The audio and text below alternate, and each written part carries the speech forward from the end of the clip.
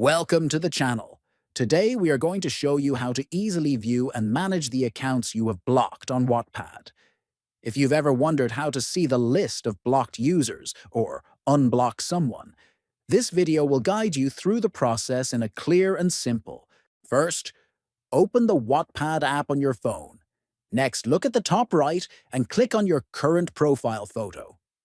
Then, click on the Settings icon, which is also located at the top right. Next, scroll down the menu until you find the option labeled Blocked Accounts. Tap on it to see the complete list of users you have blocked hen. If you want to unblock any account, look for the three-dot menu next to the person's name. Click on it and select Unblock from the list of options. You will be asked to confirm your choice, so simply tap Unblock again to complete the process. By following these simple steps, you can easily see and manage all the accounts you have blocked without any confusion.